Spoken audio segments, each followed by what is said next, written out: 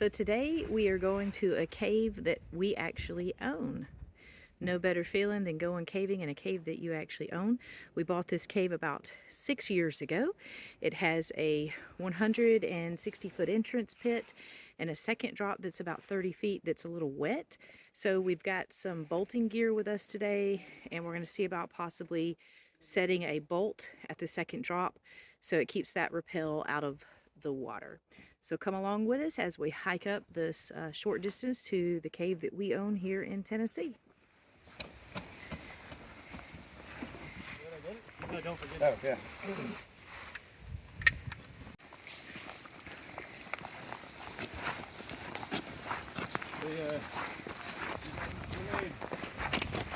It's kind of like the passage at Valhalla in that one spot.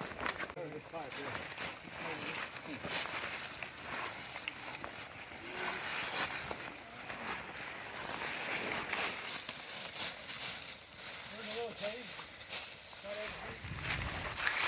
So here we are at the entrance. It's kind of hard to see right now because of the sun angle. This entrance was dug open in the 90s, and it goes down through a little crack, and then it opens up, and it's a 160-foot pit.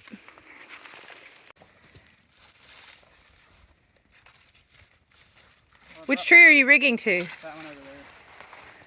And I'm going to really redirect. That tree, and then you're going to redirect off this so it drops straight down in. Air coming out of there, though. Warm air. It's about 30 degrees outside, and it's about 58 degrees inside the cave. Caves in this region, on average, are about 58 degrees. That's the average temperature that we have here throughout the year.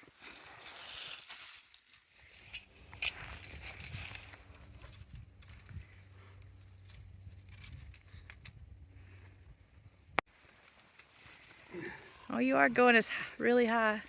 High as you can go. Told you this is a classic.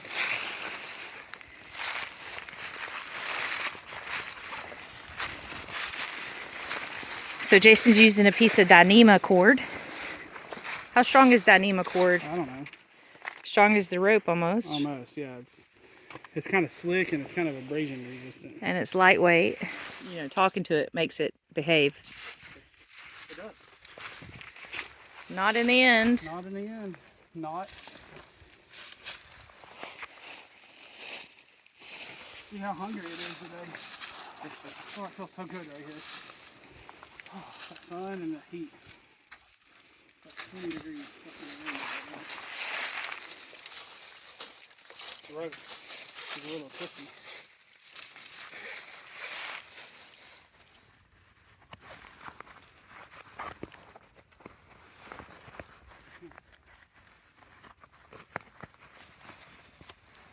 It's probably really soft as he is.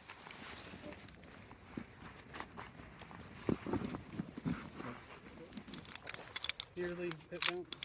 Okay. So,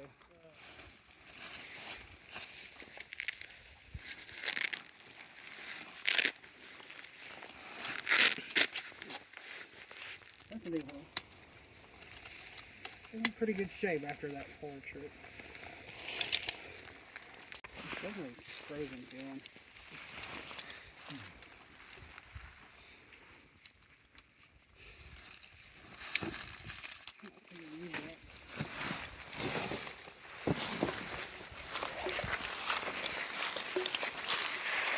Very good.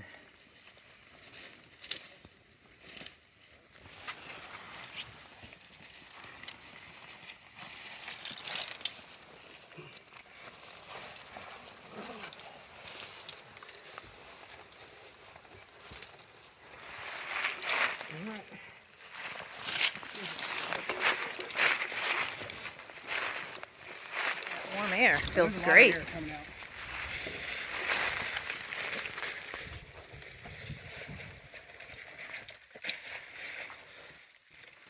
It's a little bit of a squeeze through there, and then it opens Uh-huh. up. I'm next. Okay. So Brian just called off rope. So now I'm going to get on rope and rappel down, and then Jason's going to rappel down. So I'll get my camera out once I get to the bottom, and we'll video Jason coming down. So I just made it down to the bottom of the pit, and I just called off rope so Jason could hear me, and now he is going to get on rope and he's going to rappel down. And then over here is where the second drop is, where we're going to be setting the bolt today. So as I mentioned before, Jason and I actually own this cave. It is here in Marion County, Tennessee, where we live. And we bought it about 6 years ago. And we come here every so often. There is about 500 feet of more cave beyond the second drop over here, which I'll show you in just a moment. So here comes Jason, coming through the tight crack at the entrance. You can see his light now. There he comes.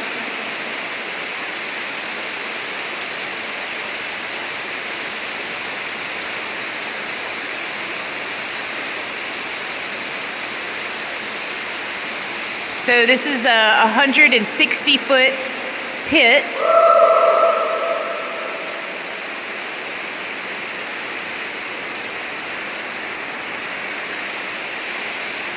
It's quite misty or foggy in here today.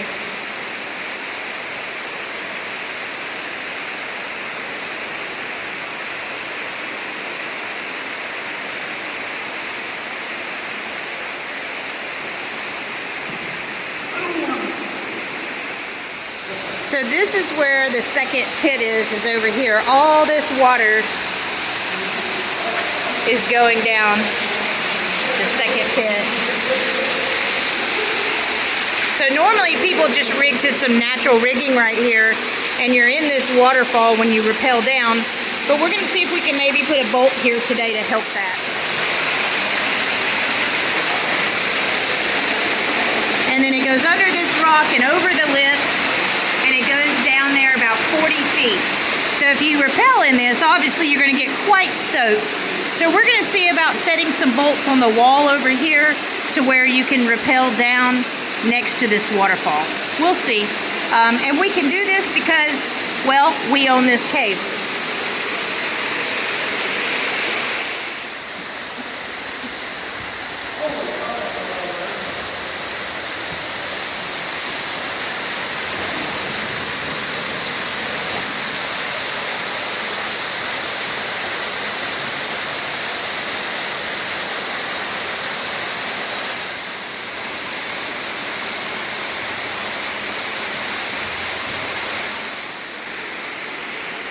So this is the bottom of the pit.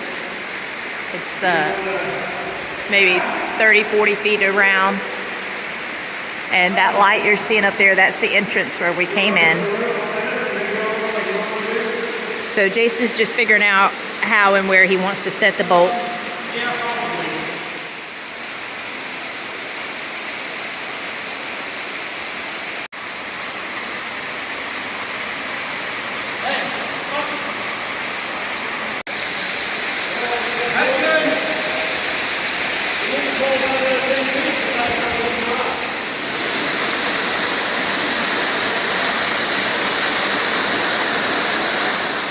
No matter where I rig it right now, it's going to be in the water. I've got one right here, one right here. They can just, you can clip in, tie in, and then you rig out here and fall down.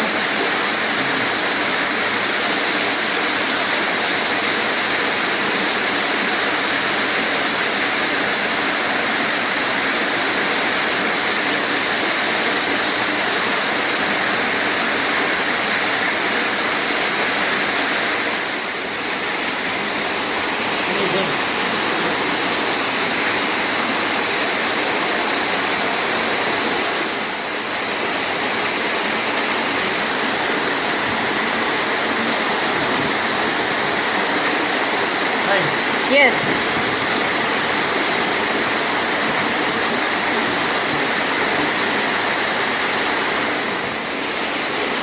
Can you take this thing back?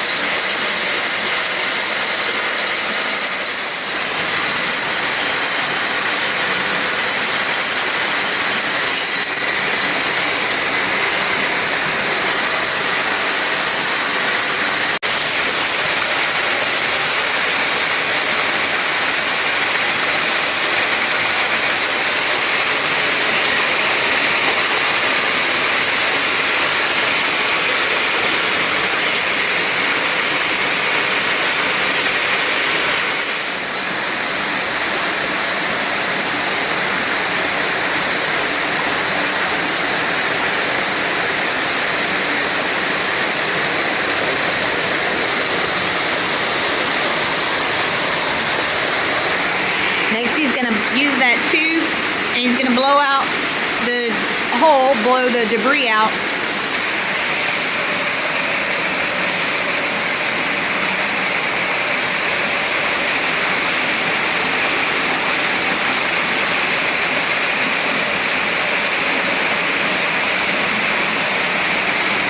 What's next in your bag of tricks? Oh, the bolt. I just wanted to make sure that when I measured it like that length, Right. that if it needed to be pounded in, it could be pounded into the rock. I over-drilled the hole deeper so that it could be pounded in. Okay. If something ever, I mean, I understand. I don't think it would ever need to be that way, but So the bolt that you have is stainless steel. stainless steel.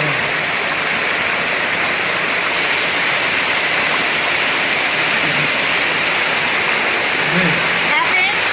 Yeah. It'll outlive us all. That's sweet.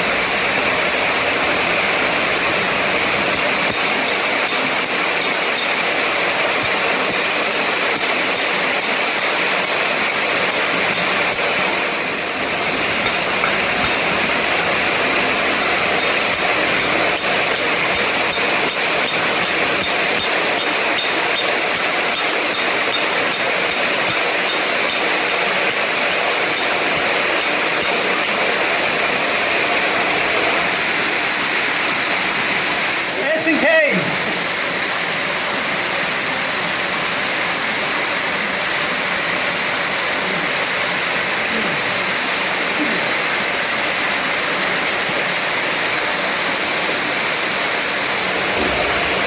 Getting it nice and tight. It's tight. Oh man, it's set. It ain't coming out of there. So now that he has the bolt set, he's clipping into that bolt so then he can get a little further out to set the second bolt.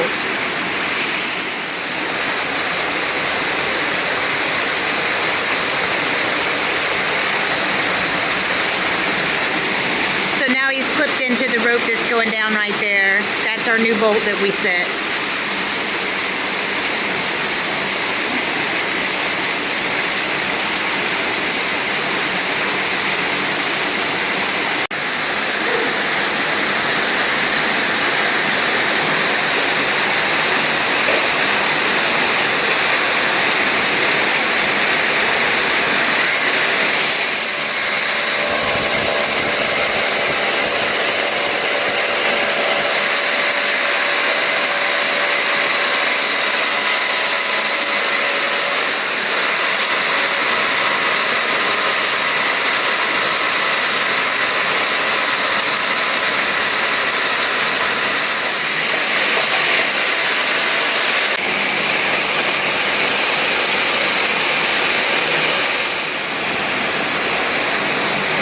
Time for a new grill. DeWalt brushless. Lithium.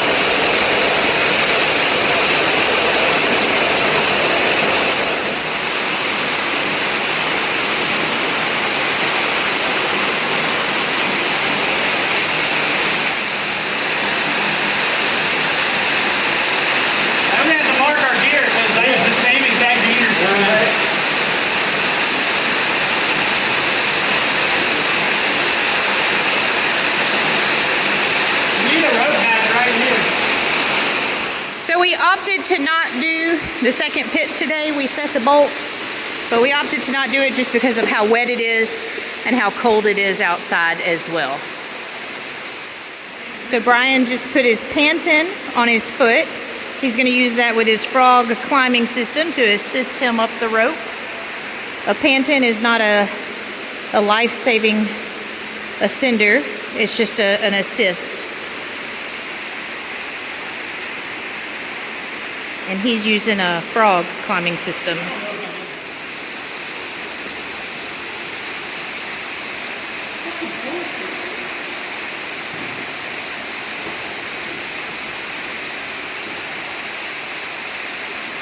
So he's going to put his Kroll on first, right there. Now he's going to clip his handled ascender on with his foot loops.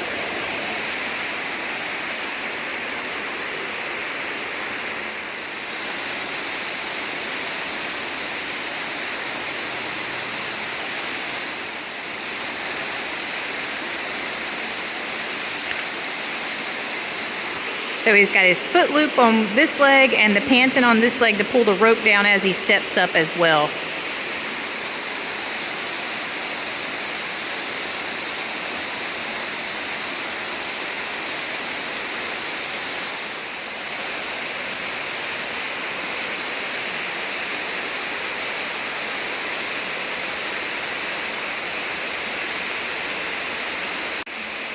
Probably halfway.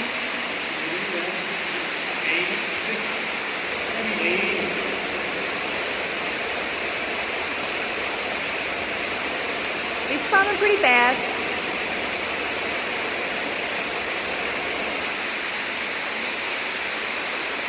So we turned our lights off because there's a natural sunbeam coming in the pit.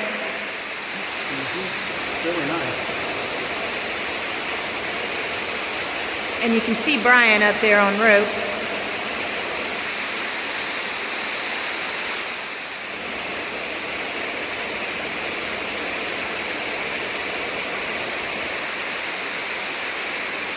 So I always look for wildlife here in the caves, and I just came across this little snake.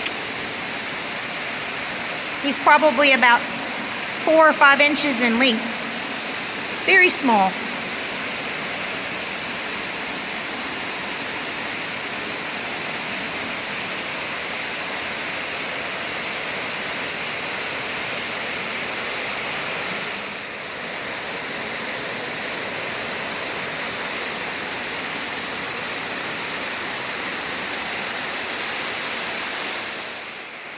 So I've climbed maybe about 120 feet so far. That's the entrance up there.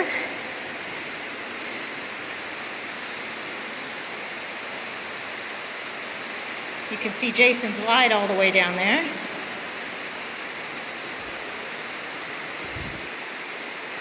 And I'll stop again once I get to the crack. Okay, so I've made it to this crack. And I'm actually going to take my rope walker climbing system off, and I'm going to switch over to my frog. It'll just make it easier for me to get up through this crack and then out the entrance. So getting a little closer.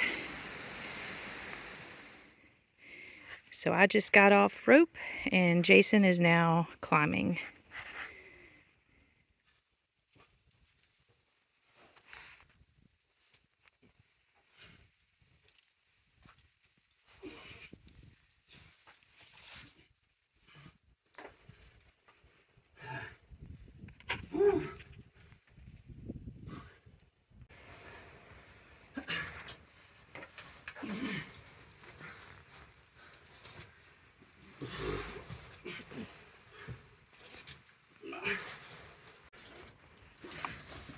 Yes.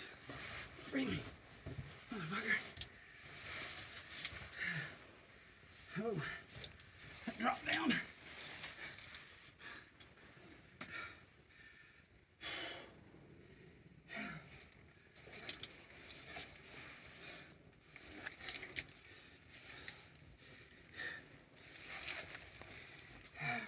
I was pretty warm climbing with my suit on, but I'm glad I got it on now.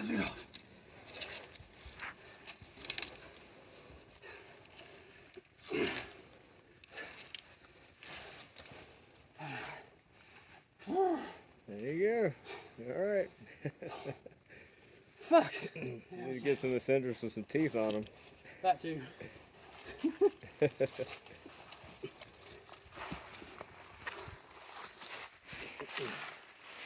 That would help.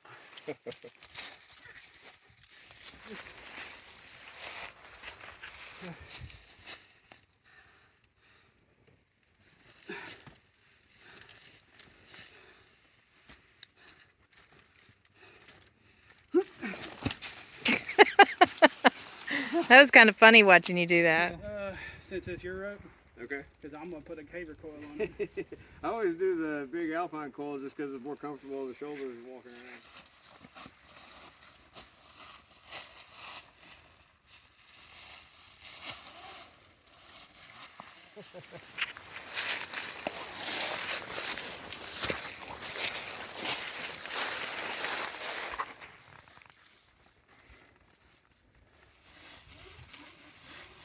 So there you have it.